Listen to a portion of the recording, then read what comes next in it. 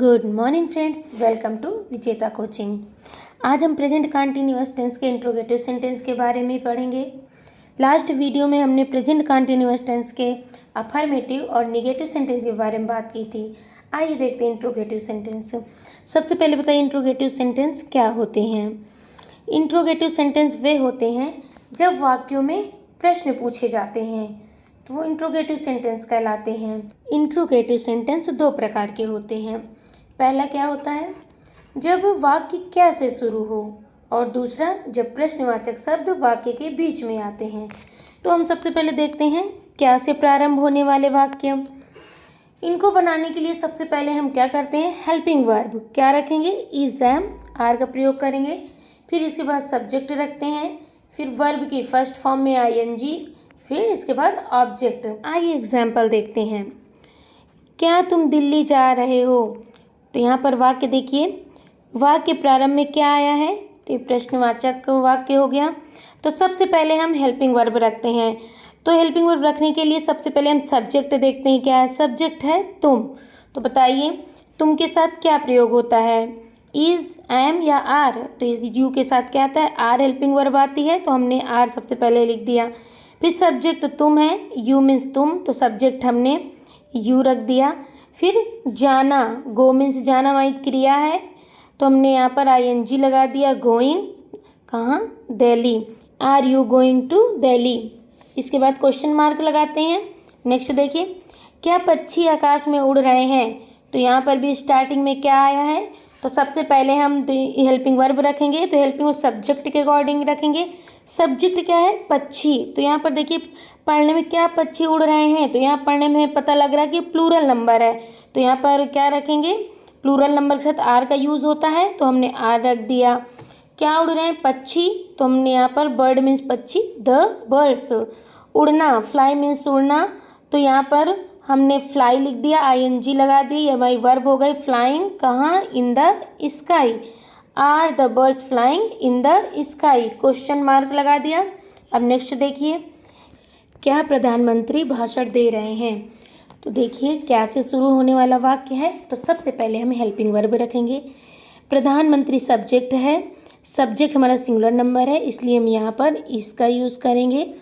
इसके बाद हम सब्जेक्ट रखेंगे प्रधानमंत्री। प्रधानमंत्री क्या होती है, प्राइम मिनिस्टर होती है, तो द प्राइम मिनिस्टर सब्जेक्ट लिख दिया। हमारी वर्ब क्या है, देना, यानी भाषण देना। डिलीवर मीन्स देना होता है, तो आईएनजी लगा देंगे। डिलीवरिंग क्या दे रहे हैं, भाषण, ए स्पीच। नेक्स्ट देखिए, क्या मैं अपना कमरा साफ कर रहा हूँ। क्या से शुरू होने वाला वाक्य है। सबसे पहले हम हेल्पिंग वर्ब रखेंगे।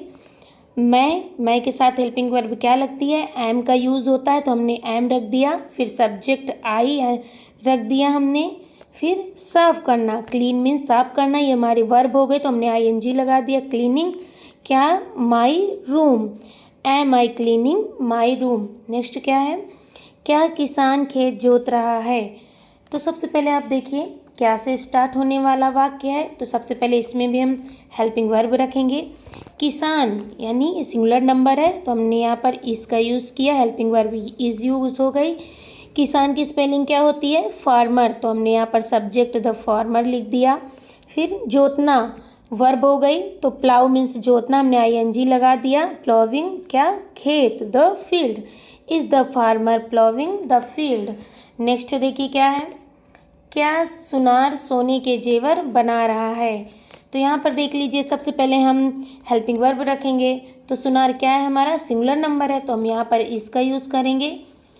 हेल्पिंग वर्ब इज रख दिया। फिर सुनार की क्या होती है, gold Smith, gold Smith means सुनार होता है, तो ये सब्जेक्ट हो गया। फिर बनाना, मेक मीन्स बनाना होता है, तो ये वर्ब हो गई। क्या बनाना, सोने के जेवर, तो ornament of golds. Is the gold smith making ornaments of gold. Next देखिए, नेक्स्ट है जब प्रश्नवाचक शब्द वाक्यों के बीच में आते हैं, जैसे वह क्या खा रहा है, वह कहाँ जा रहा है। तो ऐसे वाक्य हम किस प्रकार करेंगे, आइए देखते हैं।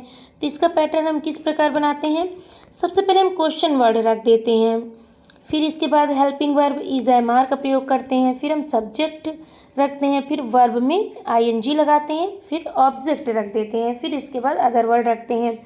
तुम कितने संतरे खा रहे हो। तो यहाँ पर आप देखिए, यहाँ पर कितने संतरे आया है। तो जो हाउ मच, हाउ मेनी आदि ऐसे शब्द आते हैं जिसके साथ हम नाउन रखते हैं। सबसे पहले कितने संतरे की इंग्लिश रखते हैं, कितने संतरे, यानी हाउ मेनी ऑरेंजेस। फिर इसके बाद क्या है, सब्जेक्ट क्या है, तुम है, तो तुम के अकॉर्डिंग हम हेल्पिंग वर्ब यहाँ पर आर रख देंगे। तुम की यू हो गई। ईट मीन्स खाना, ईटिंग। तो how many oranges are you eating. Next देखिए, मैदान में कितने लड़के खेल रहे हैं। तो यहाँ पर भी देख लीजिए क्या है, कितने लड़के। कितने लड़के के हमने यहाँ पर हाउ मेनी बॉयज़ लिख दिया। फिर यहाँ पर सब्जेक्ट क्या है, यहाँ पर आप देख सकते हैं हमें सब्जेक्ट नहीं मिल रहा है तो हम यहाँ पर देयर का यूज़ करेंगे। फिर यहाँ पर कितने लड़के हैं तो हम इसके अकॉर्डिंग यहाँ पर आर रख देंगे, आर देयर। फिर प्ले, प्ले मीन्स खेलना, माई वर्ब क्रिया हो गई, कहाँ, in the field. How many boys are there in the field. Next देखिए, यह हाथी क्यों चिघाड़ रहा है। सबसे पहले हम क्यों की इंग्लिश लिखेंगे, क्योंकि क्या होती है, वाई, तो हमने वाई लिख दिया। फिर सब्जेक्ट के अकॉर्डिंग हम यहाँ पर हेल्पिंग वर्ब रखेंगे। तो यहाँ हाथी सिंगुलर नंबर है तो हमने यहाँ पर इसका यूज़ किया। फिर यहाँ हाथी यानी दिस एलिफेंट हमने सब्जेक्ट रख दिया। फिर इसके बाद चिघाड़ना, ट्रम्पेट में चिघाड़ना होता है तो हम यहाँ पर ING लगा देंगे, ट्रम्पेटिंग।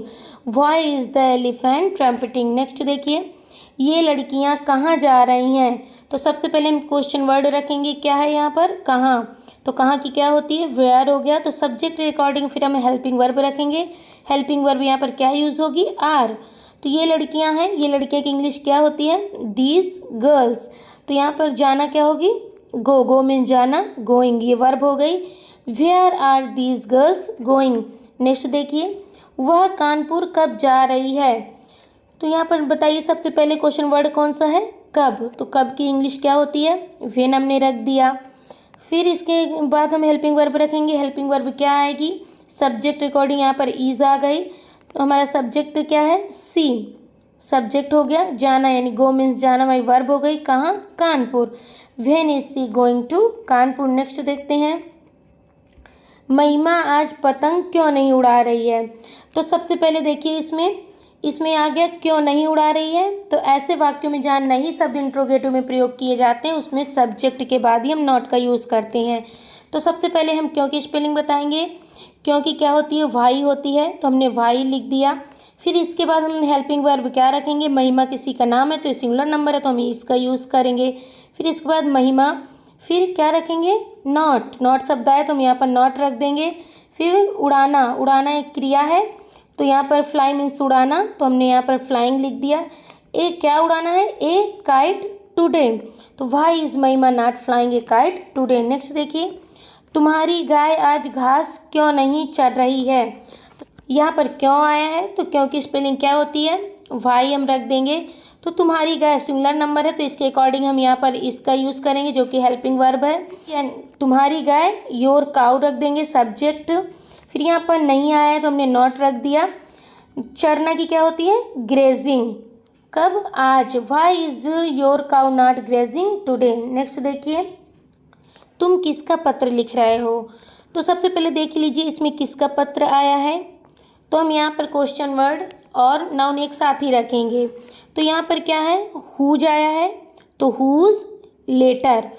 फिर सब्जेक्ट के अकॉर्डिंग हम यहाँ पर क्या रखेंगे, इज, एम या आर रखेंगे। तो यहाँ पर तुम है तो हम यहाँ पर आर का यूज़ करेंगे।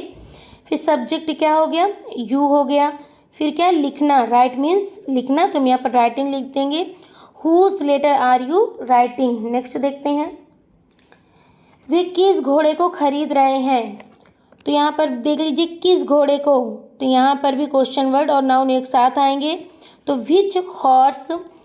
अब यहाँ पर देख लीजिए सब्जेक्ट क्या है, यहाँ पर दे है तो दे के अकॉर्डिंग हम यहाँ पर आर का यूज़ करेंगे। हेल्पिंग वर्ब आर हो गई। तो यहाँ पर सब्जेक्ट दे हमने रख दिया, क्या, खरीदना, बाई, बाई मीन्स खरीदना, तो यहाँ पर वर्ब बाइंग हो गई। विच हॉर्स आर दे बाइंग। अब देखते हैं कि अगर वाक्य में हु आ जाए तो हम किस प्रकार इसका प्रयोग करेंगे। आइए एग्जाम्पल से देखते हैं। तुम्हें कौन पढ़ा रहा है। तो देख लीजिए इसमें कौन आया है। तो जब भी वाक्यों में कौन आ जाता है तो हम इसको सब्जेक्ट की तरह यूज़ करते हैं। तो सबसे पहले हम कौन की स्पेलिंग हु रखते हैं। तो हु के साथ हमने इज यूज़ किया। फिर पढ़ाना, टीच मीन्स पढ़ाना, तो ये हमारी वर्ब हो गई। टीचिंग किसको? तुम्हें।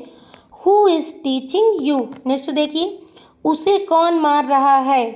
तो यहाँ पर देखिए, यहाँ पर भी कौन आया है, तो सबसे पहले हम हु रखेंगे, इसके साथ हम इसका यूज़ करेंगे। मारना, बीट मीन्स क्या होता है? पीटना या मारना एक ही बात है, तो हम यहाँ पर बीट रख देंगे। बीटिंग किसे? उसे, यानी him. Who is beating him. I hope आप सब समझ गए होंगे। अब आपके लिए कुछ एक्सरसाइज है, आप करिए जिससे आपका क्लियर हो जाएगा। क्या तुम अपना पाठ याद कर रहे हो? माली बाग में क्या कर रहा है? तुम किसे बुला रहे हो? वह अब क्यों रो रहा है? वे वहाँ क्या कर रहे हैं? अगर वीडियो अच्छा लगा हो तो like, subscribe and share and thank you.